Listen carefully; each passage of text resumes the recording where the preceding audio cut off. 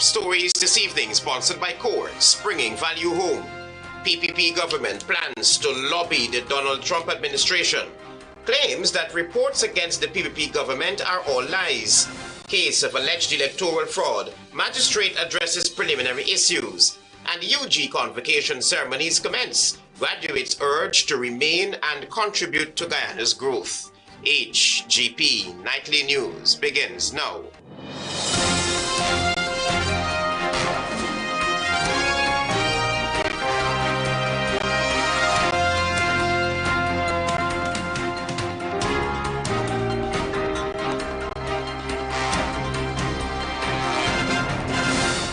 Good evening to our viewers here in Guyana and online. I'm Travis Chase with the Thursday, November 2nd edition of the HGP Nightly News. Here's what you need to know this evening.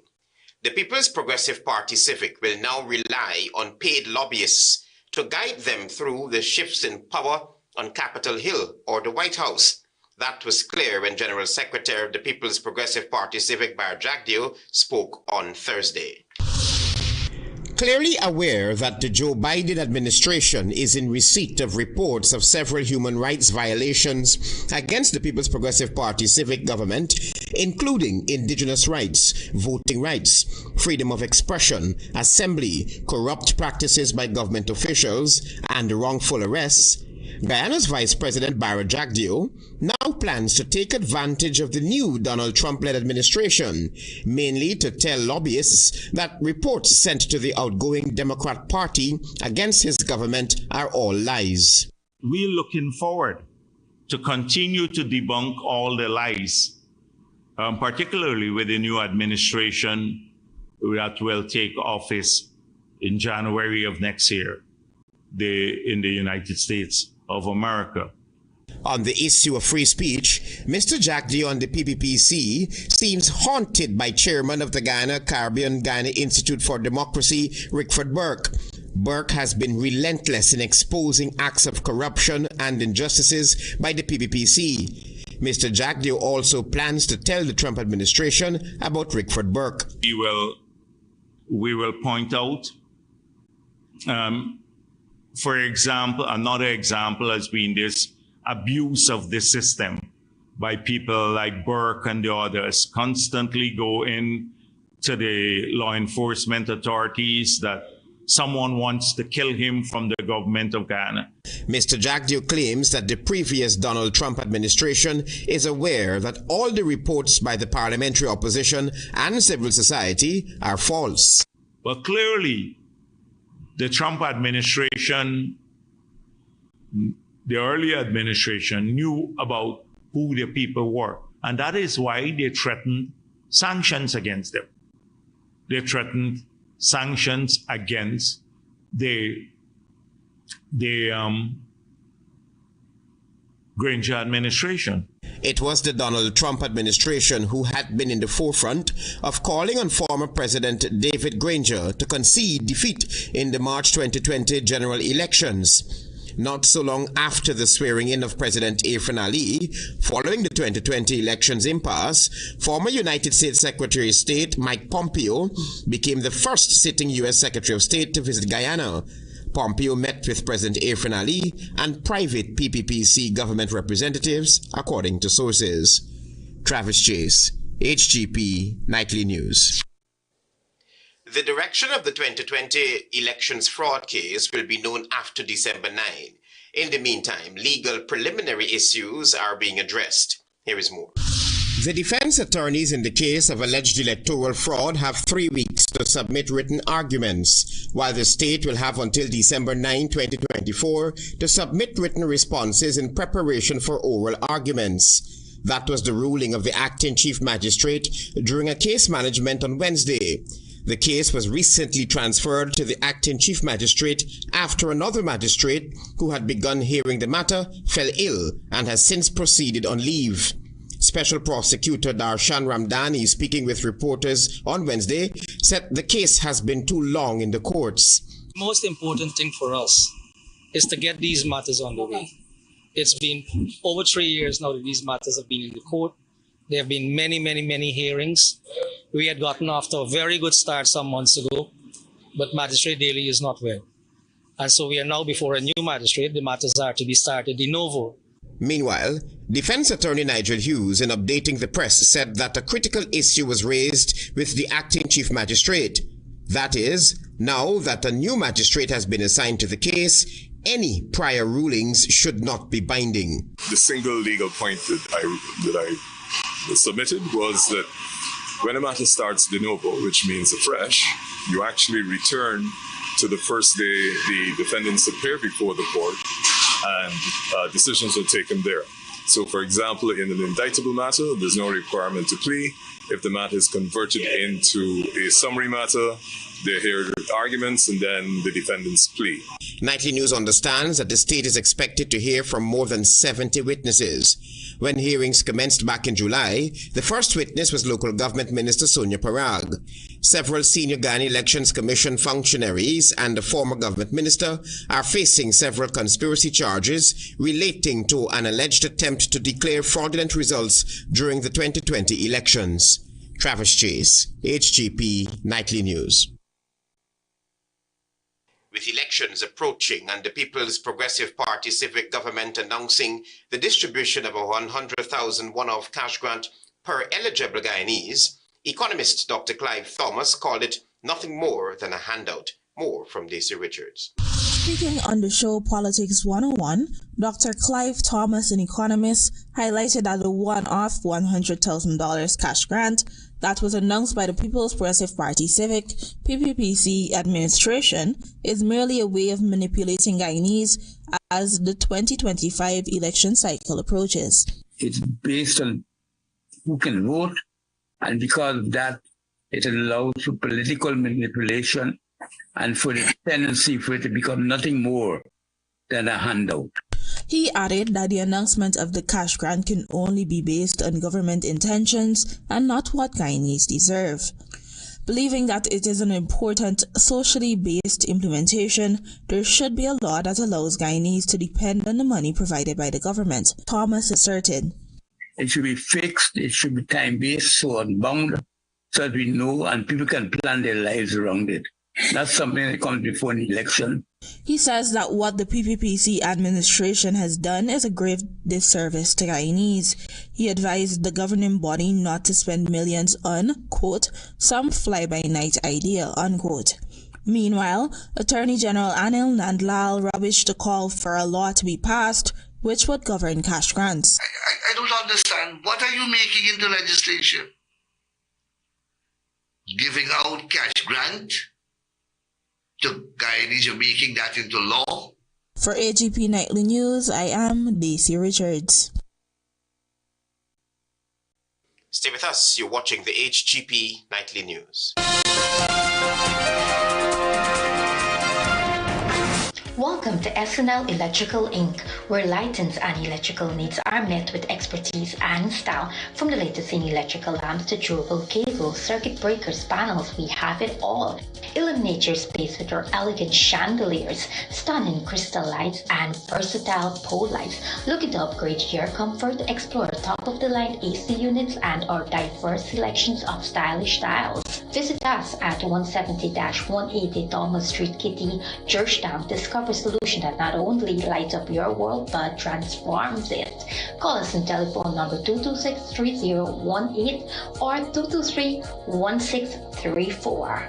SNL Electrical Inc., powering your life with elegance, quality, and care. Say goodbye to germs with a free Sterling Super Soap automatic dispenser. That's right, get free equipment and installation of our touch-free dispenser. The perfect amount of soap every time ensures clean and germ-free hands. Refilling is quick and easy with 4 amazing fragrances: coconut, sunflower sunrise, pink blossom, and citrus zest. Call us on 265-7403.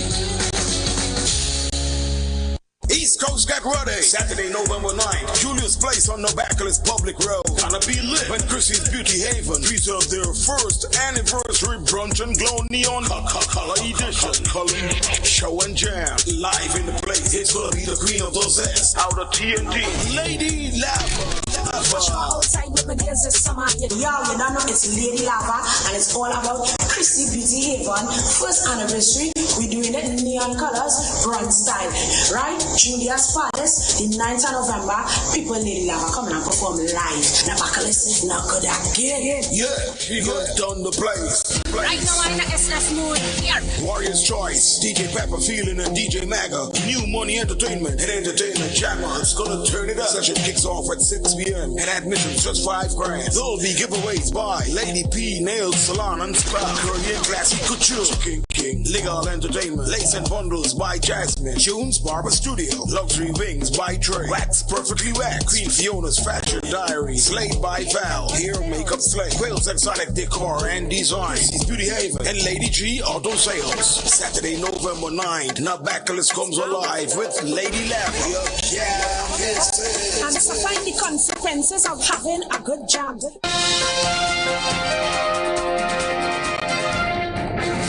Welcome back to the HGP Nightly News. With the holiday season fast approaching, General Secretary of the People's Progressive Party, Civic Barrett Jagdio, announced that efforts are underway to address power supply issues across Guyana. More from Carice Gonzalez. As the festive season draws near, General Secretary of the People's Progressive Party Civic, PPPC, Barrett Jagdio, has assured the public that steps are being taken to improve the country's power supply during peak demand. I think the bids have been evaluated and they're slated to start discussions. So that's where they are now to see additional power in the system. Mr. Jagdio acknowledged that the nation's power challenges are complex and require a comprehensive approach. He emphasized that the government is tackling the issue from multiple angles to overcome the technical difficulties currently affecting the system. It's not just the additional generation. A lot of the transmission mains are failing now. The transformers, when you put more power into the system with the old lines there, because remember, nothing much has been done on a lot of the lines. So a lot of that is failing. Moreover, he explained that some of the temporary power outages being experienced by citizens are a result of the ongoing development projects taking place nationwide. When they're building a road or excavating, sometimes they have to shut off the power to remove the posts from the pathway. However, citizens across Guyana continue to face frequent power outages, while over $160 million was allocated for the construction of new substations and approximately $200 million for upgrading the transmission and distribution networks. Significant investments have also been made in a newly commissioned power ship, which contributes 36 megawatts to the national grid. In addition, the government's gas-to-energy project, now set to begin operations next year instead of later this year, is expected to add some 300 megawatts of power to the grid, helping to alleviate the country's ongoing electricity woes. I am Carice Gonzalez reporting for the HGP Nightly News. Will it be a blue Christmas for some private sector employees? Antonio Day will tell us that roughly 100 employees who were contracted with the Guyana Shore Basin Cooperative have reportedly been laid off. Here's more. A source told 90 News that employees who signed a one-year contract with the Guyana Shore Base Inc. Gisby were terminated a month ago. The termination letter of an employee, which was seen by 90 News, said, effective November 7, 2024, your employment with the company has been terminated, pursuant to Clause 9.4 of your employment contract, which states, should the employer wish to terminate an employee's contract after probationary period, but before completing 1 year's service, the employer will be required to give 2 weeks' notice in writing or remit 2 weeks' salary in the lieu of notice.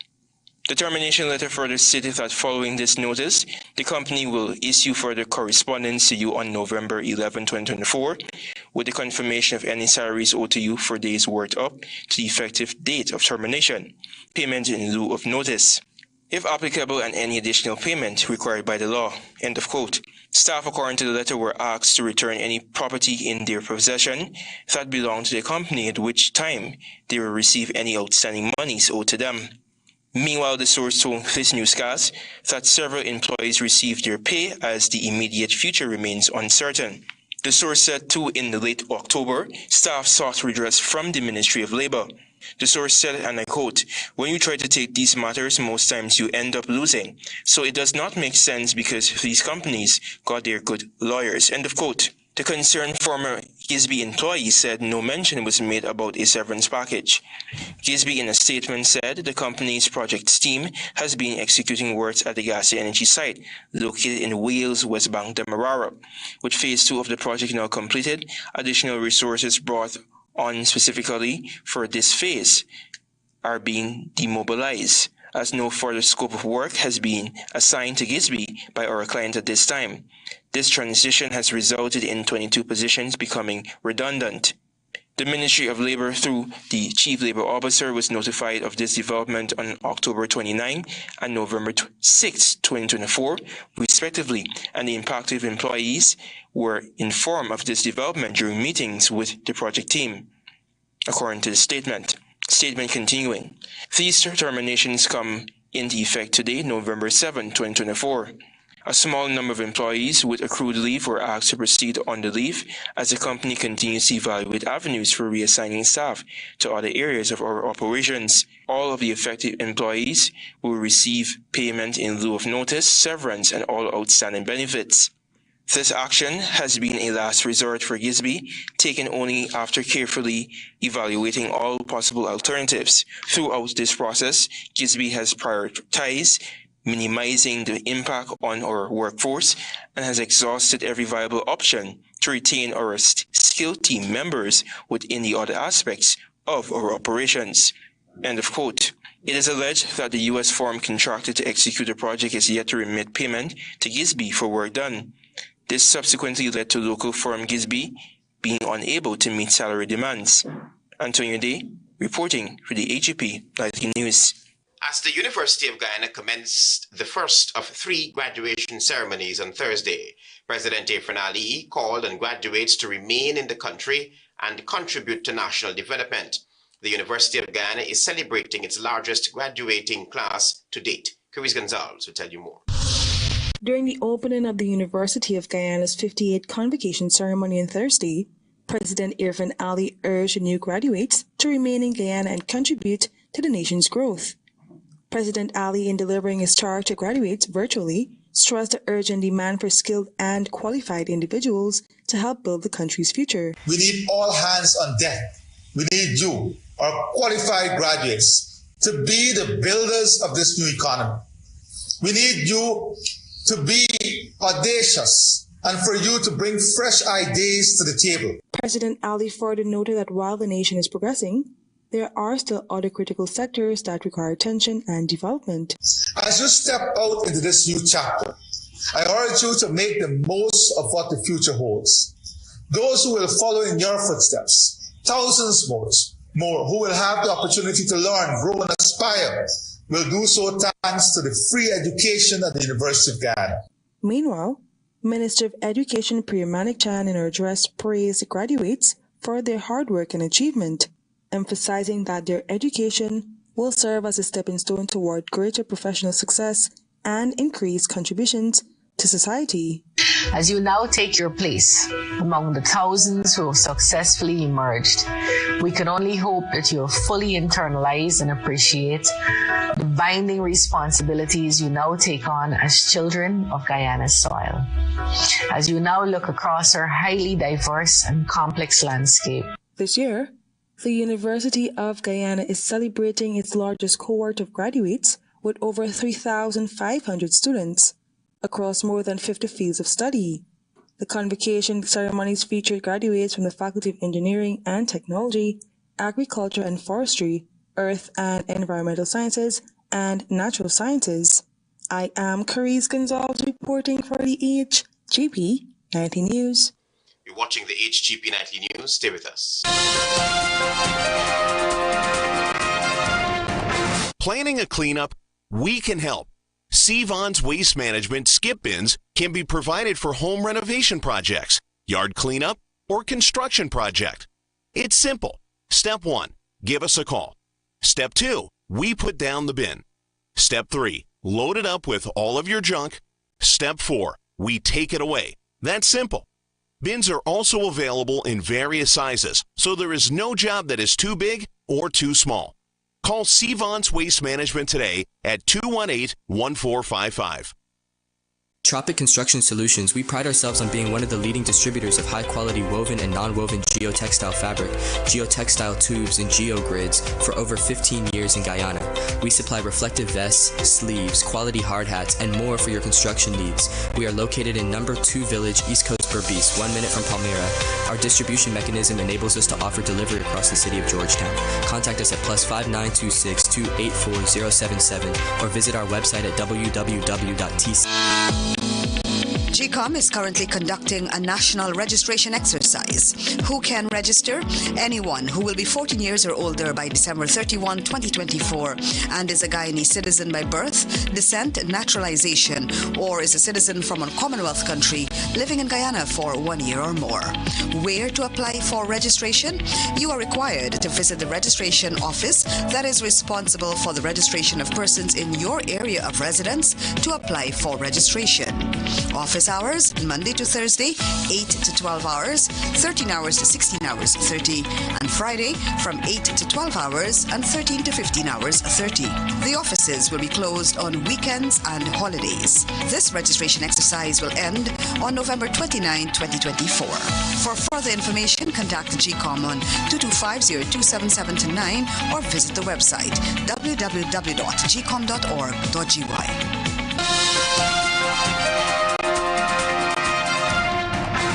Thanks for staying with us here on the HGP Nightly News. G Mining Ventures will begin startup operations of its US $1.5 billion Oko West Gold project in Region 7 by the first quarter of 2025. This is according to the company's chief executive. Antonio Day reports. We're looking to start construction as early as next year. It's first quarter of next year, and that's all subject to various support from government. Chief Executive Officer of G Mining Ventures, Louis Pierre Gina, on Wednesday during an education forum on the Oko West project at the Pegasus Corporate Suites in Kingston, Georgetown. The company is expected to pump in excess of $1 billion towards startup operations. $936 million is what we need to spend upfront as part of initial capex to build this project. And during operations, we still have capex capital to invest to keep the operation going. And that's in the order of, $500 million. Gina related that $71 million will go towards infrastructure, $180 million for power and electrical works, $60 million for water management, and $46 million for service operations. A 12% contingency totaling $100 million is included in the estimate.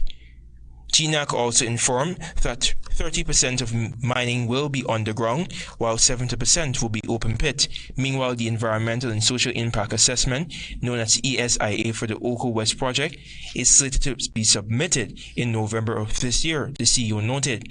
It was mentioned that the project's feasibility study is near completion. Antonio Day reporting for the HGP Nightly News.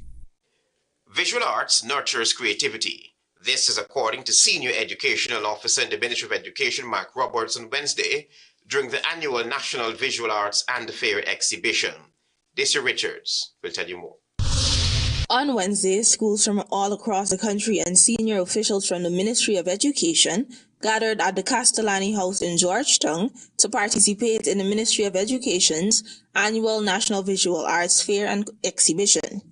Senior Educational Officer Mark Roberts said the role of visual arts in technical vocational education training, TVET, cannot be overstated, as visual arts nurtures creativity among other things. Enhance problem-solving skills and drive innovation. They are qualities that are essential for a workforce and industry today. Through TVET, we are empowering students. He added that practical artistic skills prepare students for diverse career paths in design, media, fine arts, and beyond. Visual arts are art forms such as painting, drawing, printmaking, and so many more. They are crucial to what we do in today's society. The Ministry of Education recognizes the value of visual arts and has placed the subject at the core of its strategic plan, according to Roberts. By integrating arts education, we are fostering a generation that thinks creatively, innovates boldly, and communicates visually. This fair runs from November 6 through 16 to give persons an opportunity to view and purchase a widespread of products. The aim of the fair is to continue the construction of strong partnerships with various artistic institutions and expand access to high-quality visual arts education. For HGP Nightly News, I am Daisy Richards.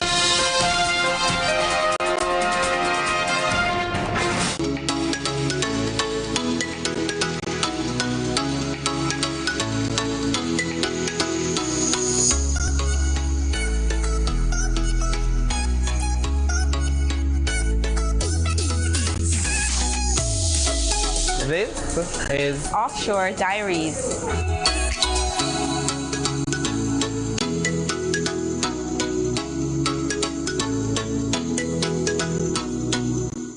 The Guyana Elections Commission GCOM is currently conducting a national registration exercise.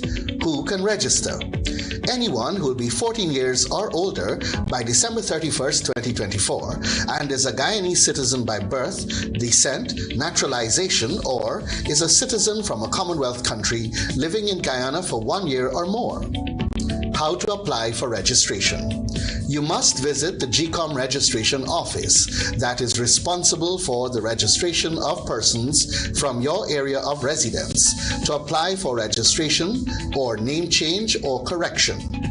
You must be in possession of the following source documents as might be relevant: original birth certificate or valid Guyana passport for new registration, original marriage certificate and original birth certificate in the case of a name change by way of marriage, original deed poll and original birth certificate in the case of a name change by deed poll, original naturalization certificate and original birth certificate in the case of naturalization. This registration exercise will end on November 29th, 2024. For further information, please contact GCOM on the following hotline numbers: 225-027729, 226-6557, 223-9650, or visit the GCOM website at www.gcom.org.gy.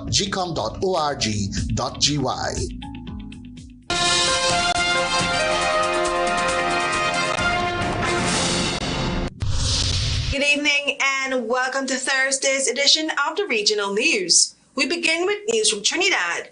A police officer and a suspected criminal were fatally shot, and another police officer was injured in Guapo, Point Fortin in the early hours of Wednesday morning. Police Constable Krishna Banahar of the Superior CID in the Southwestern Police Division was pronounced dead at the hospital around 5:20 a.m. The identity of the deceased suspected is not yet known, police said. Another police officer was hospitalized. The fatal shooting occurred on St. Rose Street in Gonzales Village, where Banahar and other police officers were on a police exercise. We now bring you news from Cuba. Cuba's national electrical grid collapsed on Wednesday as Hurricane Rafael slammed into the island's southwest shore, packing sustained winds of 115 miles per hour and wreaking havoc on the already crisis-stricken country. The hurricane was churning about 45 miles southwest of Cuba's capital, Havana, late in the afternoon, lashing the capital city of nearly 2 million people with driving rain and violent wind gusts. The Miami-based NHC warned of a life-threatening storm surge, damaging hurricane-force winds and flash floods. Across much of western Cuba, the region, including Havana, remained under a hurricane warning. Cuba's state-run grid operator, UNE, said the high winds had caused the country's electrical system to collapse. State-run television reported the entire population of 10 million people were without electricity. Conditions had deteriorated quickly by mid-afternoon in Havana, east of the storm's predicted track, and wind and rain had already downed trees and power lines on the city streets. Schools and public transportation in the city are suspended until further notice. Forecasters predict Rafael will spin off towards the western Gulf of Mexico later this week, though the track remains uncertain. We tell you now that U.S. Vice President Kamala Harris delivered a concession speech to the nation on Wednesday after a whirlwind campaign that failed to stop Republican Donald Trump's return to the White House. Harris pledged to continue fighting for women's rights and against gun violence and to fight for the dignity that all people deserve. She said she had called President-elect Trump, congratulated him on his triumph, and promised to engage in a peaceful transfer of power.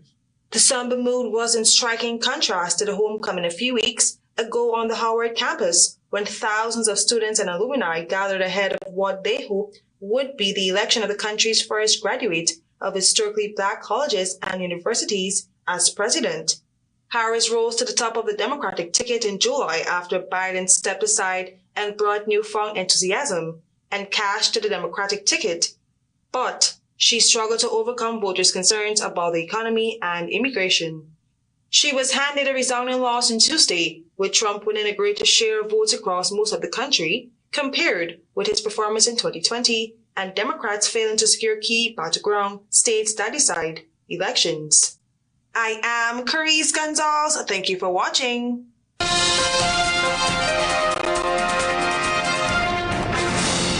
People's Progressive Party civic plans to lobby the Donald Trump administration. Claims reports against his government are all lies. Case of alleged electoral fraud. Magistrate addresses preliminary issues. 100 employees laid off by Gisby. And UG convocation ceremonies commence. Graduates urged to remain and contribute to Guyana's growth. Those are our major headlines. For these stories and more, please go to our website. It's www.hgptv.com. I'm Travis Chase. Thanks for watching. Goodbye.